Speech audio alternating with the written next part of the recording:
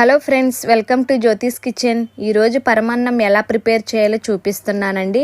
ఇది చాలా healthy and tasty recipe. అలాగే పిల్లలు కూడా చాలా ఇష్టంగా తినే రెసిపీ అండి.